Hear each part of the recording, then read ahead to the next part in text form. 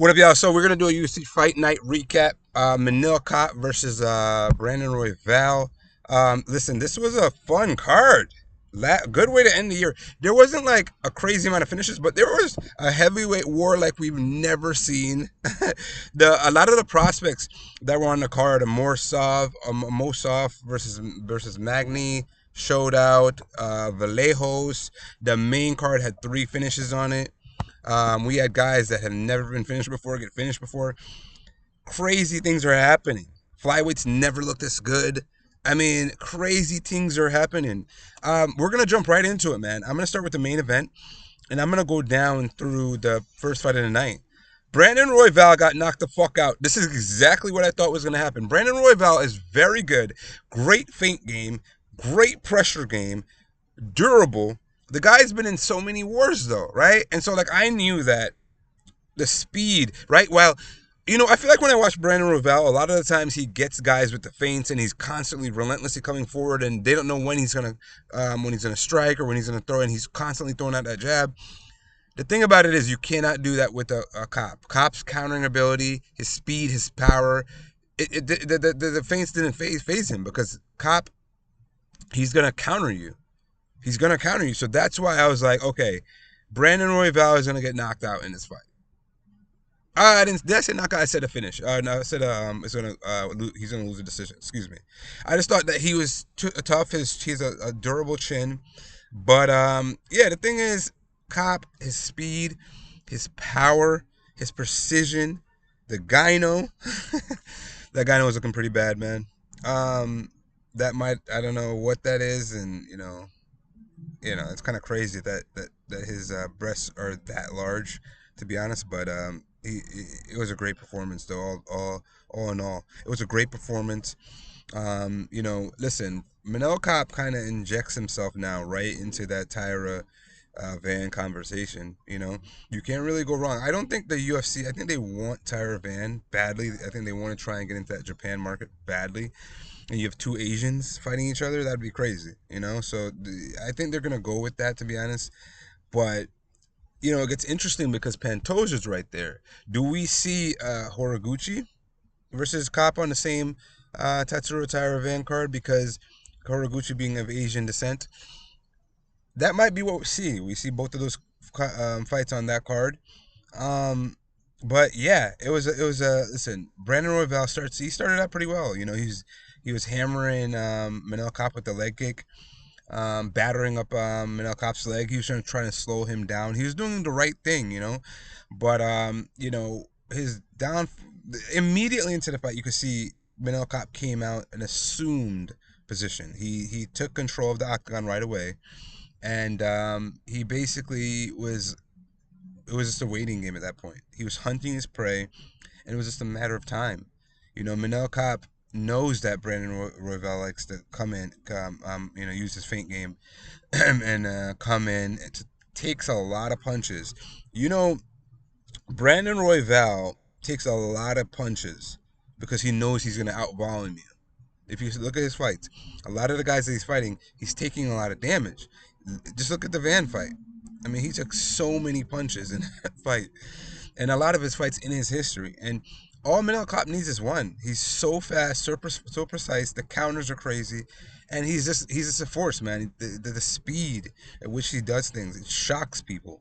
And I think that part of that was a shock knockout. But I do think that he put Brandon Royval out good for a hot minute. Brandon Royval was out. He was legitimately out. You know what I mean? So yeah, I think Manel Kape is special. I think Manel Kape, I think he's a deep menace to anybody in this division. Literally a menace. I don't know who truly I can definitively pick to beat Manel Kape, to be honest with you. Because, Tyra is going to have to deal with the speed, right? Sure, if Tyra gets him to the ground, but that's if. It's like, what happens before that? You're going to eat something before that. And with the power of Manel Kape, can Tyra, and Manel Kape has great takedown defense as well, so it's going to come down to can Manel Kape Tyra take that power. Even Horiguchi in the rematch. Horiguchi won the first fight, but this is a different Manel Kape, I think. Obviously, this is a different Manel Kape. This guy's evolved his game. He's 3-0 in his last three, all by KO in his last three. And it just seems like he's on a mission, you know? He's great on the mic. He's a guy that's going to stir things up. He's going to make things interesting. He'd be a great champ, you know? He really would be a great champ. Um, yeah, it's just, and I mean, even, again, like I said before, him versus Van, would I be insane? I think Van would really struggle with Manel Kape here, man. The speed would be just too much, I think. Where, you know, Van he's fast as well, and he's very precise. You know, he lands a lot of his punches. He throws a lot of punches, but I don't know that Cop would be there for him to hit him. You know, Van, especially who doesn't use a big kicking game, I think would just really, really struggle with Cop here, man. He might get finished, to be honest. So this is a great showing by Manel Kape. I think he got performance of the night with this KO, first round KO. Who does that to Brandon Royval? Who does that to Brandon Royval? You know, it's crazy because Brandon Royval and Brandon Moreno both finished within the last two cards, and that's crazy to say because those two guys have been staples of the top five forever. Truly the new guard coming in. The young lions coming in. Manel Kape's not that young, but Manel Kape's still, he hasn't been through as many wars as those guys have been, and you know, for him to KO Brandon Royval the way he did is impressive, man. It really is, and speaks to his game that he did something that nobody else is able to do. You could tell immediately as the fight started that there's a lot of respect for his power. While Brandon Royval was landing some hard leg kicks, you know, Manel Kape again, he came out and just assumed dominance. He just took control of the octagon, and it was just a matter of time before he lands a devastating right straight and finishes him, drops him with the right straight and finishes him with some follow-up shots.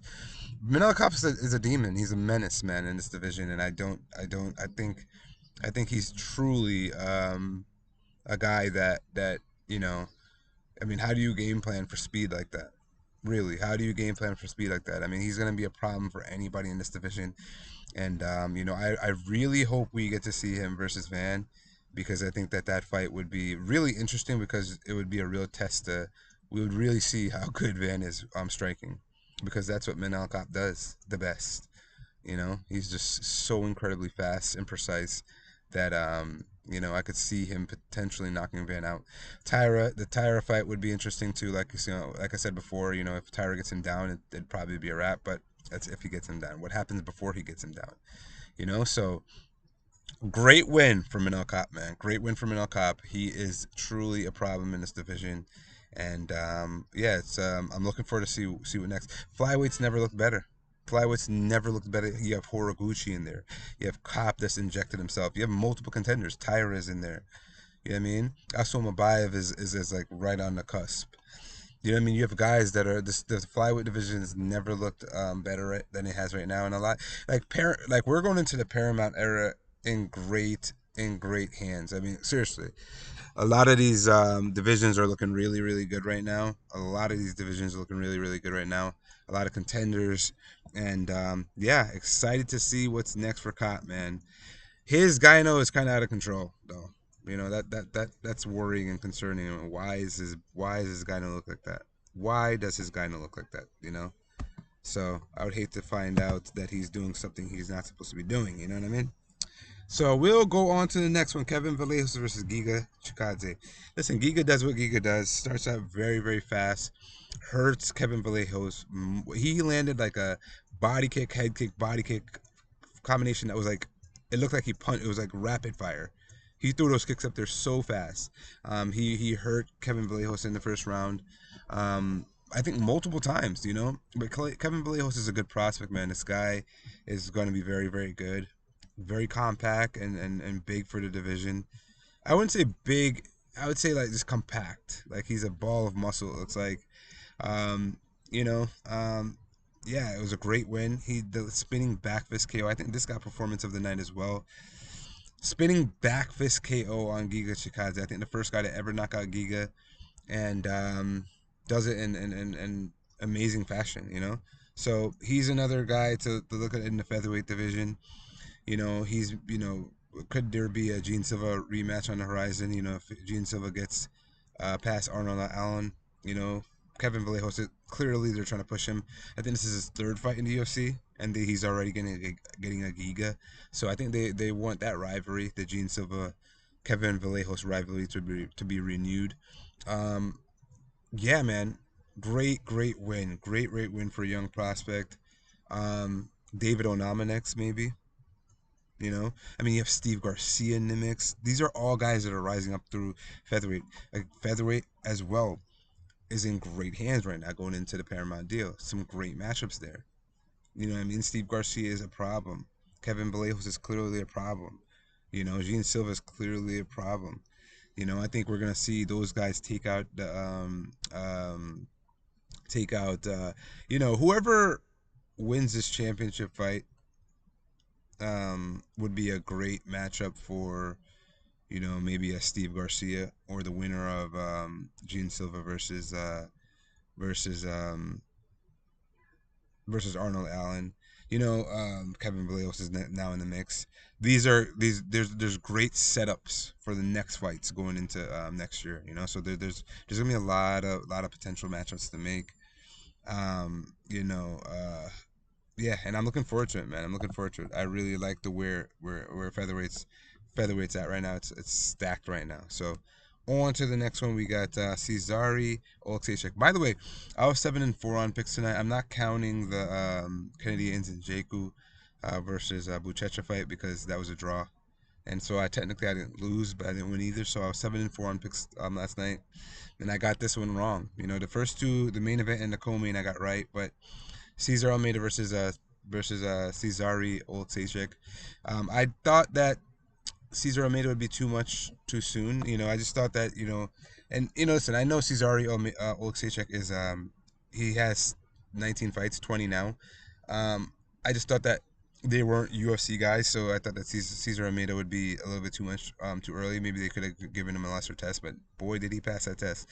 You know, he was having trouble with Cesar Almeida on the feet, but you know, immediately into the round, you know, I think it was a southpaw versus orthodox, and you could tell immediately Cesar Almeida was looking for that right hand, that right hand down the middle, and each time he would throw it, Cesar Almeida would just duck under and just get a double leg or some sort of single leg, and you know, he immediately gets him down in the first round and gets him into a crucifix, and yeah, he had him in danger early. After that, Cesar Almeida was weary of the takedowns, but there was just nothing he can do. I mean, Cesar Almeida picks him up off the ground and slams him down in the second round. And just basically that was the fight. You know, Cesar Oleksiejczuk's grappling was too much. He's very well rounded. He also didn't showcase his hands, but he has great power. He might be a menace in this middleweight division here. You know, in the middleweight division that already has some killers in it. He may be a menace here coming up. You know, there are a lot of guys. You know, I think this is a guy that they're gonna look to push into the top 15 pretty quickly. You know, so um, yeah, potential him versus Paulo Costa. I mean, you have RoboCop in there. You have the Killer Gorillas in there. You know, Jared Kane here. You have a lot of potential matchups here, man. You know, so this is an interesting guy to watch. He's well rounded. Like I said, he didn't showcase his hands, but he has power. He is good for this division. I think that I'm gonna keep my eye on him for sure. On to the next, we got Melquizael Costa versus Morgan Charriere. Now Morgan Charriere did exactly what I said he's gonna do. You know, I picked Melquizael Costa because Morgan Charriere just he doesn't excel when he's a guy that has all the ability in the world. But even in the Nate Landwehr fight, he was getting touched up before he won the fight, before he gets the KO. He was getting touched up. So it's like, you know, going to this fight, Melquizael was looking really good, beat C-Rod, Andre Feely. You know, he's getting some good, Julian Rosa, getting some good wins and you know, finishing guys. And so he gets a head kick KO in brutal fashion. I'm shocked this didn't get performance of the night. They probably took care of him, but that head kick was insanely fast, insanely powerful. He whipped that thing up there very, very fast. He's very dangerous. He is submission ability. He's a good grappler. He's a good striker. But again, Steve Garcia KOs him. You know, again, featherweight division. You have these up and comers looking really good. Melquizael, that's a ranked fighter next. He gets probably. He looks very good, man. So, yeah, I'm going to keep my eye on Melquizael, Costa. I think that he's going to be a problem in this division. He's very well rounded, very good, very fast. I mean, that head kick was insanely fast. You know what I mean? And I think he's looking. I think he's on like a what 5-fight win streak now. So he's probably next for a ranked guy, and he injects himself into the conversation of prospects that are coming up. How good is Steve Garcia? To finish him. And I think his only other loss was Thiago Moises. So Melquizael Costa's very very impressive win last night. Marcus Buchecha versus Kennedy and Nzechukwu. Now, Marcus Buchecha is, listen, outside of that second round, he probably loses this. Outside of the eye poke, he loses this fight. He would have been 0-2 tonight. He just hasn't looked impressive. His cardio is garbage. He has no striking ability at all. He starts the fight and just shoots immediately. Now I know Kennedy Nzechukwu is a long range guy and looks dangerous. By the way, he looked massive. He's clearly filling out into the heavyweight division. He looked massive in his fight last night, and outside of the eye poke, he wins that fight last night. Hurts Buchecha in the first round, hurts him in the third, and had him scrambling for a takedown in the second round. Had he not got that takedown, had he not get that eye poke in the second round, he wins this fight. And I think that both of these guys have kind of disappointed. Obviously Kennedy and Nzechukwu, he got heel hooked immediately into the fight and now he's got an eye poke that cost him to get a draw. Marcus Buchecha lost to Martin Boudet, and now is in a draw where he should have really lost. You know what I mean? So both guys are kind of like disappointing so far. Disappointing heavyweight runs where Kennedy and Nzechukwu started off on fire, KOing guys left and right, but his last two haven't been the best. You know what I mean? So curious to see what they do next for both of these guys. Like Marcus Buchecha, I don't see lasting long in the UFC. His cardio is terrible.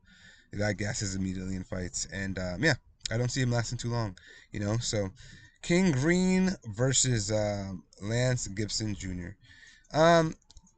Going into this fight, I said Lance Gibson didn't look special in any way. I didn't see how he can beat King Green, and that's exactly what happened. King Green just walked him down the entire fight.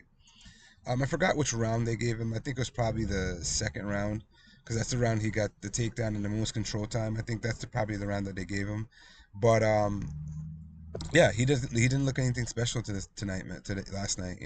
Didn't look anything special, and King Green does what King Green does. Hands down, talking smack, had his shoulders just walking forward, talking to him, talking smack to him, hands down, no respect for his game, no respect for his power. Stuffed the majority of the takedowns. Got taken down, was able to work his way back up. He even got a takedown in the third and got top control and was landing shots from top. And that's the thing with Lance Gibson Jr. When he would get the takedowns, he wasn't doing anything in the way of damage. So King Green just had his way, So good performance. It's kind of good to see too because King Green had been getting knocked out in his last couple fights, so it's good to see him get a victory. Good to see him get back on track, his winning ways. The last thing we wanted to see was him getting knocked out, and there was a couple of times where Lance Gibson was throwing some wild overhands where I was like, oh, whoa. But King Green took a lot of those shots, and he actually got cracked a few times, and I was surprised he was able to take those shots, and shows that his chin isn't completely gone. And maybe he still has a little bit left in the tank. Obviously, Lance Gibson was terrible competition. Found him off the streets just to make a fight. So not too big on the win, but it's good to see King Green Bobby Green get a victory again. It's good to see. He's been around the UFC a very very long time, and it's good to see him get a win last night. On to the next, we got Joanderson Brito versus Isaac Thomson. Good win for Joanderson Brito. Great veteran savvy win. You could tell Isaac Thomson started off dangerous. Got takedowns, stuffed takedowns, rocked Brito a few times, and had Brito in the fight was in his going his way early. and Brito had to just grit down and grit through, get some takedowns. Brito was getting taken down and controlled, getting takedown and kind of like manhandled a little bit by this young cat. He's 23 years old. He has a lot of potential. You could tell Isaac Thomson has a lot of potential. Joanderson Brito for your first fight in the UFC is just a big step, man. A lot of these guys are getting like dangerous guys in their first fights, and he did show promise. He showed that he has a lot of potential, but Joanderson Brito was just a little too greedy. First round, like I said, Thomson reversed a lot of the takedowns that Joanderson Brito landed. He got a few takedowns of his own, landed the better shots. I thought that Isaac Thomson won the first round, but the second round, Isaac Thomson starts great, stuffing takedowns and kind of landing some shots, but Joanderson Brito just starts biting down on his mouthpiece, moving forward, swinging crazy overhands, getting in on double legs, picking him up, dunking him on his butt. You could start to see Isaac Thomson start to deflate in the second round. He started to melt. Like Joanderson Brito melted him, and you could start to see Isaac Thomson start to melt in the second round. And yeah, it was pretty bad. It was pretty bad. In the way of the tide turning. You could just start to see the tides returning. Momentum was starting to build on Joanderson Brito's side, and he just took over in the second and third round. Got takedowns, landed a better ground and pound. Had the better positions, had the more dominant positions, had the more control time, and it was a good performance. Joanderson Brito has also been in a 2-fight losing streak, yeah, he needed this fight. He needed this win. It would have been 3 losses in a row, and you could tell he fought desperate. He fought desperate. He fought hungry. He fought, he fought aggressive. So good win for Joanderson Brito, man. Back in his winning ways, and that's the thing with Joanderson Brito. He's a dangerous guy. Very powerful. Very athletic. Very, aggressive. So he's a guy that a lot of people had high hopes for. A lot of people had him as a big prospect. And I think now Isaac Thomson, with his performance, even though he got pretty much dominated in the second and third, I think that he showed that he has a tremendous upside. He's a young kid, and he has a lot of ways to grow. As for Joanderson Brito, back on his winning ways. Interesting to see who he gets next, because he was at one point a prospect that a lot of people had high hopes for. So on to the next one, we got Neal Magny versus Yaroslav Amosov. Yeah, Yaroslav dominated him. First round submission, anaconda choke. You could tell once the fight got to the ground, he was in his world, man. He was in his world. The fight starts on the feet. Neal Magny was using his range to kind of, land a lot of shots. Amosov was landing too, but it looked like Neal Magny had more control, landing the better shots, staying rangier, and just doing more on the feet. Once the fight got to the ground, Amosov again just was in his world. I think he got a mount position. He had, Neal Magny was doing a good job at first, using wrist control to kind of control, to offset the takedown attempts. But I think Amosov locked up Neal Magny's arm with his legs, and this transition from there grabs Neal Magny's neck. Neal Magny was trying to answer the phone to kind of give himself some room to breathe, but the hold was just so tight, and Neal Magny almost went out. He might have went out actually. I don't know, but he almost goes out, and anaconda choke ends the fight. Amosov, it looked very impressive in this fight. Good prospect in himself, and I'm interested to see what the UFC does for him next. But this is a very dominant win. I think they'll give him something big next because, and again, welterweight division. He injects himself. I don't know how good he will be because I don't know that he'll be able to. It didn't look like his takedowns were the best, right? When he's on the ground, he's dangerous, but if he can't take you down, how does he look? You know what I mean? So I'm interested to see who they give him next. But I do think that he had a really good. And Neal Magny is usually the litmus test. If you can beat Neal Magny, you're ready for the next step. And obviously we saw what Marlon Morales did, Carlos Prates did to him, and so Amosov got just as dominant a victory first round. So curious to see what they give him next. Yeah. Very curious, but he looked very good on the ground. Dominant. Very dominant. Now, fight of the night. Sharaf versus Steven Asplund, aka Jerry Roll. Steven Asplund is a problem, man. This guy's cardio is insane for the heavyweight division. I've never seen anything like this. This is one of the craziest fights I've ever seen at heavyweight. Probably the craziest fight I've ever seen at heavyweight. He was so dominant throughout this fight, cardio-wise. I mean, starts off the fight, swarms Sean Sharif. Now, Sharif is landing back. He's landing some great shots, but Steven Asplund was clearly the more technical fighter, throwing better shots, but throwing them in crazy volume. Crazy volume. He was throwing, crazy shots with crazy volume. Nice jab, beating up Sean Sharif with that jab. Sean Sharif starts to fight back a little bit, but in typical Sean Sharif form, he starts to gas in the second round. And I'm curious just to see how many strikes did he throw in this fight. So he landed 172 strikes in this fight for a heavyweight. First round he landed 72. Second round he landed 100. Yeah, makes sense, man. Makes sense. Because just in the second round, it looked like he was about to slow down. It looked like both guys were starting to slow down. Steven Asplund catches a second win and melts freaking Sean Sharif. Melts him. Overwhelms him with volume. Just staying rangy, staying more technical. Sean Sharif was just throwing wild looping overhands, and Steven Asplund was just piecing him up at range, man. Doing what Steven Asplund does. So, yeah, good performance, man. It's one of the best performances I've ever seen at heavyweight. Best performance. Sean Sharif, he shot one takedown, I think. Way too late. You had already eaten like over 100 shots at that point. He was already busted up. If his only chance would have been to shoot for a takedown early, I predicted Asplund would lose. That was a mistake. That was a big mistake, for me to pick that because Asplund looked very, very good. He actually looks like he could be a very good prospect in this division in heavyweight. Not too many heavyweights can move like that. And for a guy as big as he is, to have that type of cardio is impressive. So yeah, I'm very curious to see what happens next with Steven Asplund. And this was a very, very good performance by him. He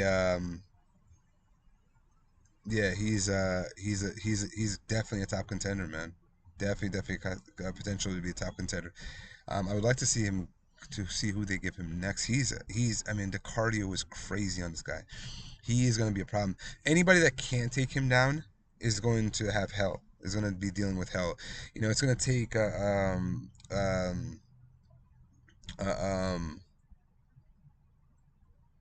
um I'm drawing a blank right now.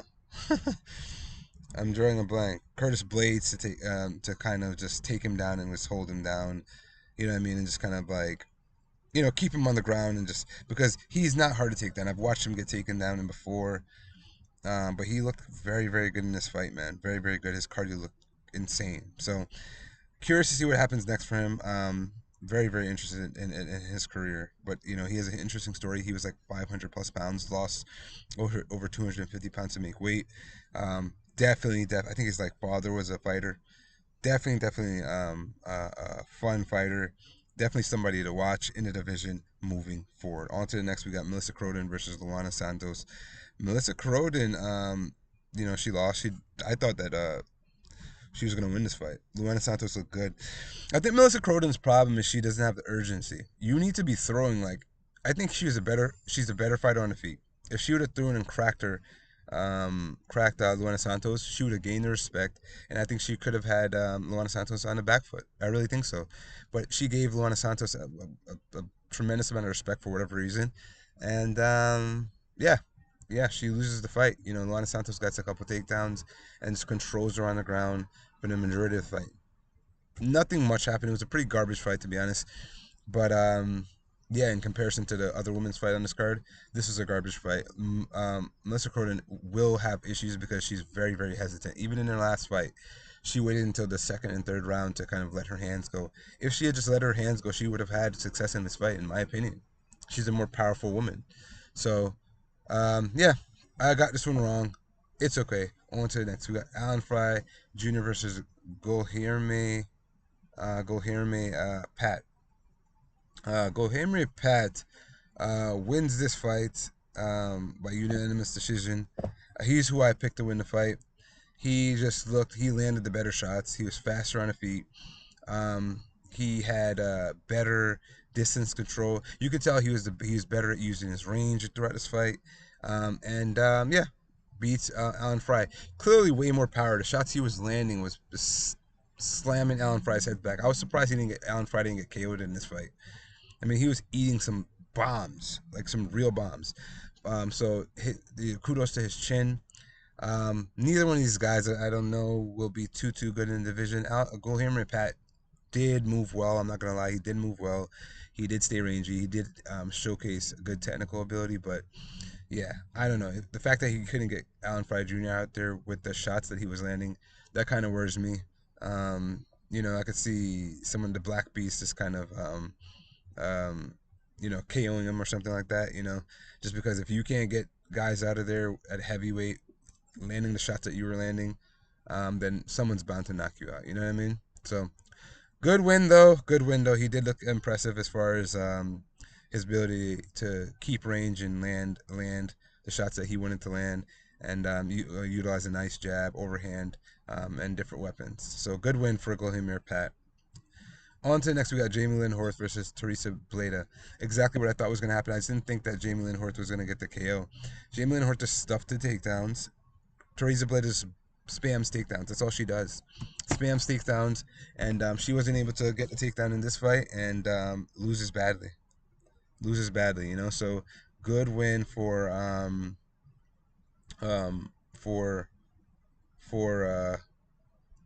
Jamey-Lyn Horth.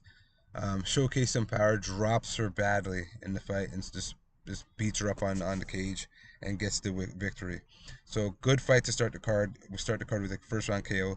Not what I expected in a women's MMA fight, to be honest. But Jamey-Lyn Horth, she's showing great takedown defense. And Vanessa Demopoulos versus Miranda Maverick, she's showing great takedown defense, and now is showing power. This could be maybe a resurgence or something like that. A second win in her career. Bleda is not very good in my opinion, though. So yeah, great night of fights, guys. Good way to end the year. It's your boy. Like, comment, share, subscribe. Until next time.